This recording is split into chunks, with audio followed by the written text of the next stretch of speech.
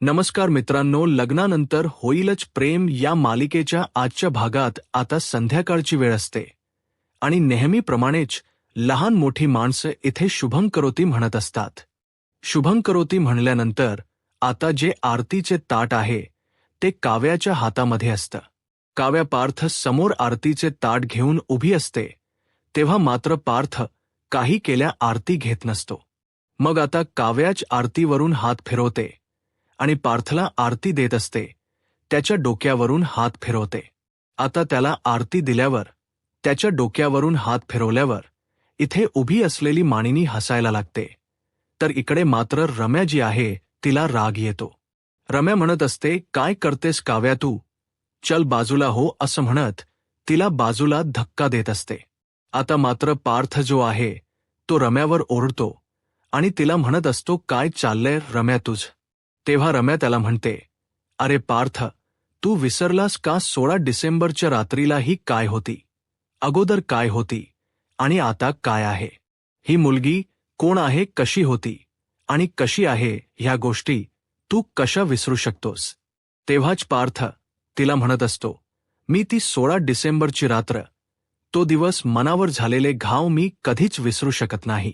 काव्या, तुम्ही इथे का आलेला आहात? इथून जा, मला तुमची कसलीच गरज नाही. आत्ताच्या आत्ता इथून निघून जा. तुम्हाला इथे राहण्याची काहीच गरज नाहीये. असं म्हटल्यानंतर आता इकडे सगळ्यांना धक्का बसलेला असतो. पार्थ म्हणत असतो, हे बघा, तुम्हाला इथे राहण्याचा काही एक अधिकार नाहीये. मी सांगितलं ना, मी व्यवस्थित आहे आणि मला कोणाची सावरण्याची सुद्धा गरज नाही. तेवढ्यात रमा पुढे येते, चुटकी वाजवते आणि तिला म्हणत असते, काय आता तरी काय करतेस? तुझ्या इथे राहण्याचा काही संबंध नाहीये. सांगितलं ना पार्थने तुला की तू निघून जा. असं म्हटल्याबरोबर आता मानिनी आणि त्यासोबत पार्थ जे आहेत ते तिथून गायब झालेले असतात. आता खरं तर प्रेक्षकांनो, आरतीपर्यंत जेव्हा काव्याने पार्थच्या डोक्याला आरती लावली तिथपर्यंत रियल होतं, पण तिथून पुढे रम्याला पडलेलं फक्त एक स्वप्न होतं आणि ती स्वप्नातून आता बाहेर येते. कारण काव्या तिला म्हणते, अगं रम्या, काय आता स्वप्नातून बाहेर ये. मी कुठेही जाणार नाहीये. जे तुझ्या मनात आहे ते तू बाहेर सुद्धा आणू नकोस. ते होणं मात्र अजिबात शक्य नाहीये, कळलं का तुला? तुला असं वाटतं का की मी इथून निघून जाईल? तुला असं वाटतं का की मी पार्थला मिळवण्याचा हट्ट सोडून देईन? फक्त पार्थ माझे आहेत आणि ते माझेच राहणार आहेत. त्यावर रम्या म्हणत असते, अगं कोणत्या मातीची बनलेली आहेस तू पार्थ, तुझ्याकडे ढुंकून सुद्धा बघत नाही तरी सुद्धा तुला इथेच राहायचं आहे. त्यावर लगेच काव्या म्हणत असते, तू विसरतेस का रम्या, पार्थ माझा नवरा आहे. लग्न केलंय मी त्यांच्याशी आणि तुला मी हे नव्याने सांगायची अजिबात गरज नाही. त्यामुळे मी तुला सांगते, तू आमच्या दोघांच्या मध्ये अजिबात येऊन नकोस, कळलं का तुला? आणि तेव्हा नाही तर खूपच जास्त वाईट होईल तुझ्यासाठी सुद्धा. त्यावर आता इकडे रम्या म्हणत असते, अगं तुला एक गोष्ट कळत नाहीये का काव्या? अगं हो, कळते ना. तुला आरती घ्यायची आहे का? आत्ता घे ना आरती. देवाकडे आशीर्वाद माग. पण तेवढ्यातच आता काव्याला एक मेसेज आलेला असतो आणि फोन सुद्धा. तेव्हा काव्या म्हणत असते, आलेच मी. असं म्हणून ती तसंच आरतीच ताट तिथे ठेवते आणि बाहेर निघून जात असते. आता काव्या कोणाचा मेसेज आला म्हणून बाहेर गेली ही मात्र गोष्ट आतापर्यंत तरी कोणालाच माहिती नसते. तर आता आपण दुसऱ्या बाजूला पाहतो, जीवा इथे त्याची डार्लिंग म्हणजेच रिक्षा घेऊन बाहेर आलेला असतो. तर नंदिनी त्याला म्हणत असते, हे बघा जीवा, तुम्ही असं काही करू नका, इथून निघून जा. तेवढ्यातच तिथे धनंजय येतात आणि धनंजय हे सगळं काही पाहतात आणि म्हणत असतात, काय चाललंय हे कोण आहे? तेवढ्यातच जीवा म्हणत असतो, ही माझी डार्लिंग आहे. आता मला सांगा सासरे बुवा, तुम्ही मला घरामध्ये राहण्यासाठी मनाई केली, तुम्ही मला घरातून बाहेर हाकलले, तर मग मी कुठे राहणार, कुठे झोपणार? अरे वा जावई बापू, खरंच ना, माझे जावई बापू म्हणजे एक नंबर आणि लाखात हुशार आहेत. तेव्हा लगेच आता जीवा म्हणत असतो, हो सासूबाई, पण काय करणार आता, ह्या गोष्टी ना इथे कोणाला समजतच नाहीत. आता हे सगळं मलाच समजावून घ्यावं लागतं आणि मलाच हे सगळं काही करावं लागतं. त्याचसोबत आपण पाहतो की इकडे ते गुड्डूवर ओरडतात आणि म्हणत असतात, गुड्डू हे सगळं काही काय चाललेलं आहे? तुझं लक्ष कुठे असतं रे गुड्डू? तू वेडा आहेस का ह्या मुलाला? तू का म्हणून घरामध्ये घेतलेला आहेस? तेव्हाच आता गुड्डू म्हणत असतो, ससुरजी ससुरजी प्लीज प्लीज गप्प बसा ना. तुम्ही आता त्यांना राहायला जागा नाही म्हणून त्यांनी इथे रिक्षा आणलेली आहे. चिडचिड करून झालीच असेल, आता देशमुख शांत होतील आणि त्यानंतर माझ्या स्केचकडे पाहतील आणि स्केचकडे पाहत हळुवारपणे अलगद त्या स्केचवरून हात फिरवतील. आता ज्याप्रमाणे काव्या सांगत असते त्याच्याप्रमाणे पार्थही तेच करत असतो.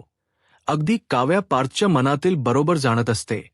तर पार्थ आता काव्याच्या स्केचकडे पाहत म्हणतो, हे सगळं काही झालंच, परंतु तरी सुद्धा तुम्हाला कोणी काही बोललं तर ते मला अजिबातच आवडणार नाही. तर दुसरीकडे काव्याचं ते सगळं बोलणं ऐकून मानेल ताई खुश होतात आणि म्हणतात, चला म्हणजे या दिव्य दृष्टीतून सगळं काही तुला कळते, पण ही जर दिव्य दृष्टी मला मिळाली असती तर म्हणजे विक्रम आता काय करतायत ते नक्की माझ्यापासून लपून काय खातायत हे मला सगळंच कळालं असतं ना. खरंच किती छान आहे हे. आणि खरंच सांगू का, आज आपण अर्धी लढाई जिंकलो आहोत. तर काव्यामध्ये नाही काकू, आपण अर्धी लढाई ही नाही जिंकलोत. आता खऱ्या अर्थाने लढाईला सुरुवात झाली आहे. बोका आणि मांजरीच्या प्रेमाची लढाई, आणि ही लढाई मी जिंकणारच आहे. मी पार देशमुखांना मिळवणारच आहे. तर आता माननी ताई म्हणतात, चला तुझं मिशन तर ठरलेलं आहे. तर काव्या म्हणते, हो माझं मिशन ठरलं आहे आणि ते मिशन मी सक्सेसफुल करणारच. तर माननी ताई म्हणतात, हे तर झालं, पण माझं दुसरं कार्ट आता काय करते मला तरी काही माहीत नाही. तर काव्या म्हणते, जीवाना मग का विचार करताय, आपण एक काम करूयात, जीवाला व्हिडिओ कॉल करूयात. असं म्हणत आता काव्या जीवाला व्हिडिओ कॉल करायला घेते. तर दुसरीकडे जीवा गार्डनमध्ये बसून अगदी निवांत झाडांना पाणी लावण्यासाठी असणाऱ्या पाईपने तोंड धुवत असतो, फ्रेश होत असतो. आणि त्याचवेळी इथे काव्याचा फोन आलेला असतो. जीवा पाहतो तर काव्याचा व्हिडिओ कॉल असतो आणि म्हणून जीवा स्वतःला शांत करतो आणि त्यानंतर व्हिडिओ कॉल उचलतो. तर त्यावेळी माननी ताई सुद्धा असतात. आता माननी ताई म्हणतात, काय जीवा भाऊ कसं चाललंय? तर जीवा म्हणतो, एकदम बढिया. खरं सांगू तर मस्त चाललंय. खरं सांगायचं तर मोहितांच्या घरचा गृहप्रवेश म्हणजे अगदी थाटातच, काय सांगू कसलं स्वागत केलंय त्यांनी माझं, खूप छान, अगदी थाटामाटात मला त्यांनी घरात घेतलं आहे. परंतु जीवा खोट बोलत आहे हे माननी ताई आणि काव्या यांच्या लक्षात आलेलं असतं. काव्याला थोडं वाईट वाटतं. तर माने ताई म्हणतात, हो का, मग तू असा ऊन खाण्यासाठी बाहेर भटकतोयस का? तर जीवा म्हणतो, अगं नाही, घरात बसलो ना. तर नंदिनीची आई, अगं काय काय खायला घालते, जरा सुद्धा शांत बसायला नको. गाजराचा हलवा, पुरी भाजी, तांबडा रस्सा, पांढरा रस्सा, काय म्हणेल ते सगळं काही माझ्या समोर असतं. मग हे सगळं काहून खाऊन पोट अगदी जड झालंय. मग म्हटलं बाहेर थोडा फेया माराव्यात, फेरफटका मारावा, म्हणजे कसं थोडं बरं वाटेल ना. आता जीवाच्या थापा काही संपत नसतात. काव्या म्हणते, वाह वाह, खरंच खूप छान, किती मस्त बोललास. जीवा तर असं म्हणताच. आता दोघेही एकत्रच म्हणतात, आता खरं काहीतरी बोल. त्यावेळी घडलेला सर्व प्रसंग जीवा माननी काकू आणि काव यांना सांगू लागतो. जीवा म्हणतो की आईने अगदी खूप छान पद्धतीने मला मनापासून घरात घेतलं होतं, खूप छान स्वागत केलं, खाऊ पिऊ घातलं, परंतु हिच्या बाप. तर काव्या म्हणते, काय माननी ताई म्हणतात, जीवा वा. जीवा म्हणतो, म्हणजे हिचे बाबा परमपूज्य पिताश्री यांनी मात्र हाताला धरून घराबाहेर काढलं. तर घराबाहेर ढकललंच मला. आता मात्र मानेन ताईंना खूप वाईट वाटतं. माननी ताई म्हणतात, जीवा तू काळजी करू नको, मी आताच धनंजय भाऊजींना कॉल करते, तू नको एवढा विचार करूस. जीवा म्हणतो, नाही आई, तू कॉल वगैरे काही करणार नाहीस आणि ही लढाई माझी आहे, ही लढाई माझी आहे आणि ती मलाच लढायची आहे, तर माणताई म्हणतात, बरं पण तुला काही लागलं तरी मला लगेच फोन कर. तर काव्या म्हणते, पण मला असं वाटते की काही जमत नसेल किंवा काही होत नसेल तर तू मागे ये, काहीतरी दुसरा पर्याय असेलच, आपण त्याचा विचार करू. जीवा म्हणतो, अजिबात नाही, आता मी घरी पडतेन. तर मी माझ्या बायकोसोबतच, माझ्या बायकोला घेऊनच. आणि त्याचवेळी तिथे नंदिनी आलेली असते. जीवा म्हणतो, चला चला, नंदिनी आली आहे, मी फोन ठेवतो. असं म्हणत जीवा फोन ठेवतो. मानिनी ताईंना खूप वाईट वाटत असतं. ते पाहून काव्या त्यांना सावरते. तर त्यानंतर काव्या म्हणते, मानिनी काकू, एवढा विचार नका करू तुम्ही. तर मानिनी काकू काव्यासमोर हात ठेवतात आणि काव्याला म्हणतात, काव्या, यातील एक बोट चॉईस कर. आता काव्या जे बोट पकडते ते असतं नंदिनी. जीवाचा स्वीकार करेल. आता मानिनी ताईंना कुठेतरी या गोष्टीची आशा निर्माण झालेली असते. त्यांच्या चेहऱ्यावरचा आनंद पाहून काव्या म्हणते, नक्की नक्की नंदिनी ताई नक्की जीवाचा स्वीकार करेल, मला खात्री आहे.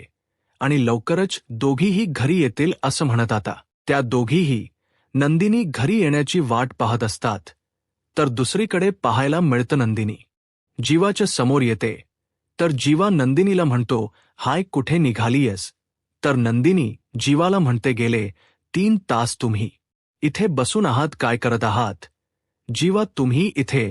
तर जीवा म्हणतो, काही नाही, तुझा बरा माझ्यावर लक्ष आहे. नंदिनी म्हणते, तुम्ही मला असं जिंकू शकत नाही, तुम्ही मला असं जबरदस्तीने घेऊन जाऊ शकत नाही.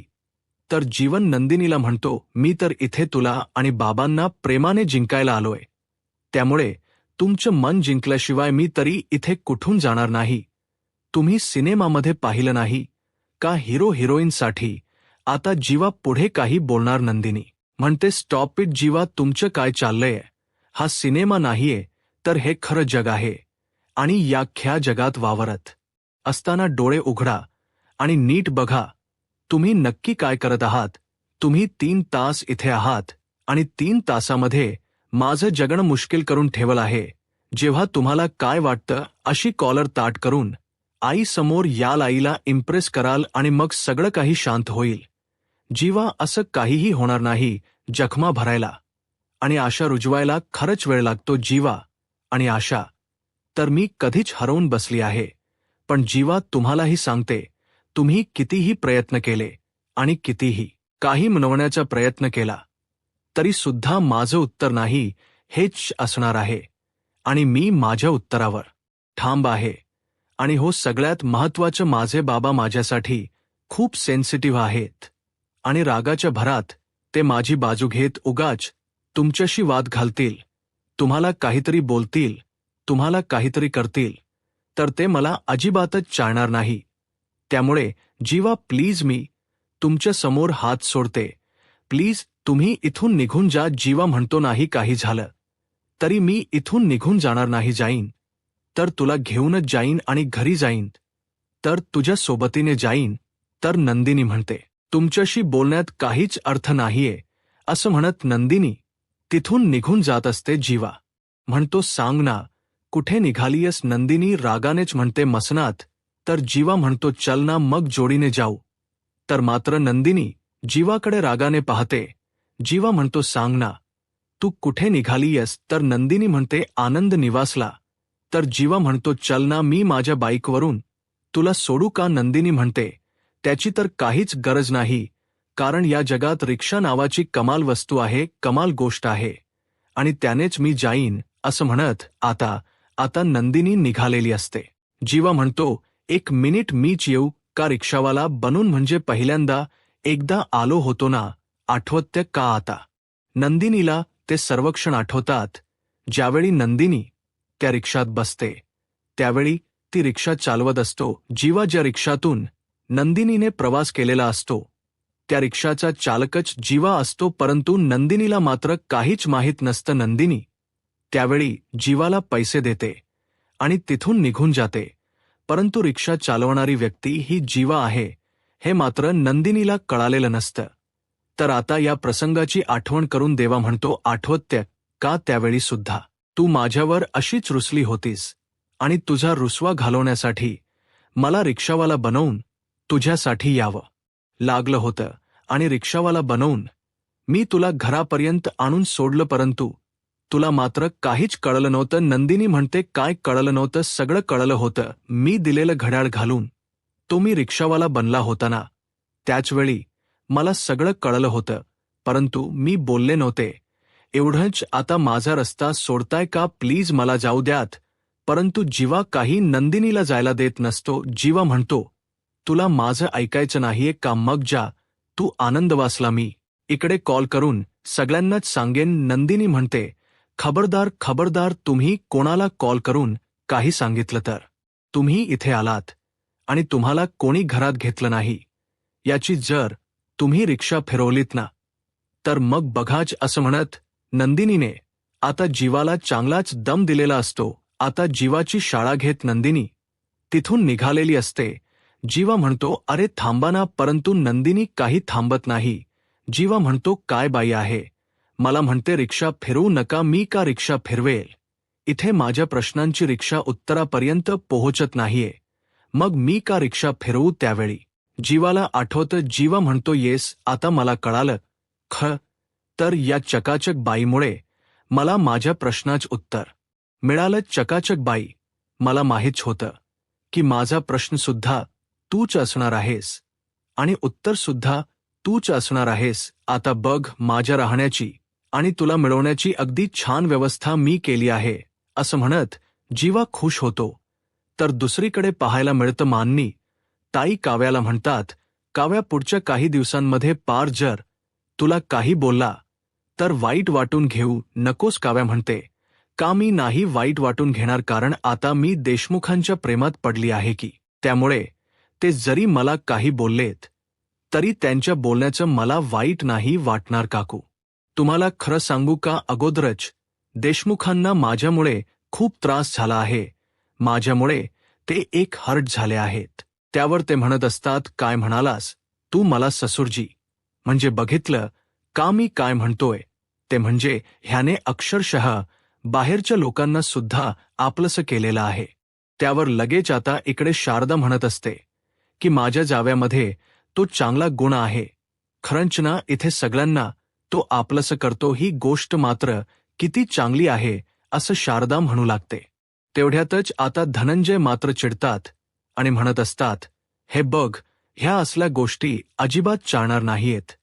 काही जरी झालं ना तरी सुद्धा तू इथे थांबायचं नाहीयेस, इथून चालतं व्हायचं. तर आता नंदिनी म्हणत असते, मी काय म्हणते बाबा, ऐकून घ्या ना एकदा. तुम्हाला ना उगाचच त्रास होईल. अगोदरच तुम्हाला बीपीचा त्रास आहे, मग तुम्हाला हा त्रास झालेला मला सहन होणार नाही. प्लीज तुम्ही आतमध्ये जाना, मी त्यांच्याशी बोलते. तेव्हा लगेच आता इकडे ते तिथून निघून जात असतात आणि निघून गेल्यानंतर आपण पाहतो की इकडे नंदिनी जीवाकडे पाहतच असते. धनंजयला असलेल्या बीपीच्या त्रासामुळे मात्र आता इकडे त्यांना आणखी त्रास वाढू नये म्हणून शारदा सुद्धा त्यांना आतमध्ये घेऊन निघून जाते. तर आता आपण पाहतो की इकडे दुसऱ्या बाजूला सगळेजण जेवायला बसलेले असतात आणि अजून तरी काव्या डायनिंग टेबलवरती आलेली नसते. तर आता रम्या पार्थला म्हणत असते, पार्थ, तुला मी उसळ देऊ का? तेवढ्यातच आता मानिनी आलेली असते आणि मानिनी म्हणते, अगं रम्या, तू कशाला उगाचच त्रास करून घेतेस? मी वाढते ना, मी आहे इथे. तेव्हा मानिनी पार्थला विचारते, अरे पार्थ, काव्या घरातले सगळे कुठे गेले? पार्थ म्हणतो, आई, मी बाबांविषयी बोलतोय बरं का. तेव्हा मानिनी म्हणते, अरे बाबांचं काय आहे, त्यांना ना एक मीटिंग होती, मग ते पिहूला घेऊन तसंच तिकडून तिकडेच फालुदा खाण्यासाठी जाणार आहेत. पण तू काव्याविषयी विचारतोयस का? काव्या, अगं कुठे आहेस तू? तेवढ्यातच आता रम्या म्हणत असते, तिला कसला तरी मेसेज आला आणि मेसेज आल्यानंतर ती बाहेर गेली आणि बाहेर गेल्यानंतर ती इथे परत आलीच नाही. तेव्हा लगेच आता मानिनी म्हणत असते, काय सांगतेस, बाहेर गेली काव्या? मग अजून तरी आपल्याला ह्या गोष्टी कशा समजल्या नाहीयेत. तेवढ्यात पार्थ म्हणत असतो, असू दे, झालंय माझं. आई म्हणते, अरे मी तुझ्याकरिता श्रीखंड आणलंय, पार्थ खाऊन घे ना. तेव्हा पार्थला काव्याने श्रीखंड खातानाचा तो क्षण आठवतो आणि तो नको म्हणत असतो. तेवढ्यात बाहेरून काव्या आलेली असते. बाहेरून काव्या आल्यानंतर तिच्या हातामध्ये एक पांढरा बोका असतो खेळण्यातील, आणि ती आल्याबरोबर म्हणत असते, माझा बोका आला, माझा बोका आला. किती क्यूट आणि गोड आणि छान असा बोका आहे माझा. ती बडबड करत आलेली असते. आता दुसऱ्या बाजूला आपण पाहतो की इकडे नंदिनी जीवा सोबत भांडत असते. जीवा म्हणत असतो, नाही नंदिनी, मी इथून नाही जाऊ शकत जोपर्यंत मी तुला मिळवत नाही. नंदिनी म्हणत असते, जीवा तुमचं हे खूप जास्त अति होतंय. त्यावरच जीवा म्हणत असतो, मी काही करत नाही, मी माझ्या रुसलेल्या रागवलेल्या बायकोला मनवण्यासाठी आलेलो आहे. तेव्हाच आपण पाहतो की इकडे मात्र नंदिनी रागारागातच तिथून निघून जाते. गुड्डू म्हणत असतो की तुमच्या बायकोचं तुमच्यावर प्रेमच नाहीये. जीवा म्हणत असतो, बघायचंय का तुला? आणि तो नंदिनीला म्हणतो, पलट एक बार पलट नंदिनी पलट. आणि नंदिनी खरोखर पलटून पाहते. जीवा आनंदी होतो आणि गुड्डूला सांगतो, बघ मी म्हटलं होतं ना माझ्या नंदिनीचं माझ्यावर किती प्रेम आहे ते. इकडे घरात काव्याने जो बोका आणलेला असतो तो बोका घेऊन ती मिरवत असते. काव्या म्हणत असते, मानिनी काकू, हा माझा स्पेशल असा क्यूट असा गोड असा बोका आहे. आजपासून हा माझ्यासोबत राहणार आहे. काव्या म्हणत असते, बोक्या मी काव्या देशमुख आहे, तर मग तू सुद्धा देशमुखच झालास की नाही? हा बोका खूप गोड आहे असं म्हटल्यानंतर आता रम्याला राग आलेला असतो. पार्थ म्हणतो, आई मला नकोय आता, पोट भरलंय, मी जातो. काव्या म्हणत असते, का रे बोक्या, झालं जेवण? ठीक आहे मग गुड नाईट बोक्या. पार्थ तिच्या पाठी उभा असतो आणि तो सुद्धा म्हणतो गुड आणि थांबतो. फायनली काव्याची ही युक्ती तिथे यशस्वी झालेली असते. आता आपल्या काव्याने तर बोक्याला मिळवण्यासाठी बोक्याचाच वापर केलाय, तर आपल्या जीवाने मात्र नंदिनीला मिळवण्यासाठी सोशल मीडियाचा वापर केलेला आहे. जीवा मोबाईल घेतो आणि व्हिडिओ शूट करतो की मला 21 दिवसांमध्ये माझं प्रेम भागात आपल्याला पाहायला मिळणार आहे की जीवाने सोशल मीडियावर केलेलं चॅलेंज व्हायरल झालंय. जीवा म्हणतो, मी येणाऱ्या 21 दिवसात माझं प्रेम मिळवून दाखवणार. हे ऐकून नंदिनीला राग येतो, तर इकडे पार्थकडे सुद्धा तो व्हिडिओ पोहोचतो. काव्या मानिनीला सांगते की मी पार्थ देशमुखांचं प्रेम मिळवणारच. हे दोघींचे बोलणे पाठीमागून पार्थ ऐकतो. आता पार्थ आणि नंदिनी काय प्रतिक्रिया देतात, आता पुढे काय होईल हे पाहायला आत्ताच माझा महाराष्ट्र या यूट्यूब चॅनलला सबस्क्राईब करा. धन्यवाद.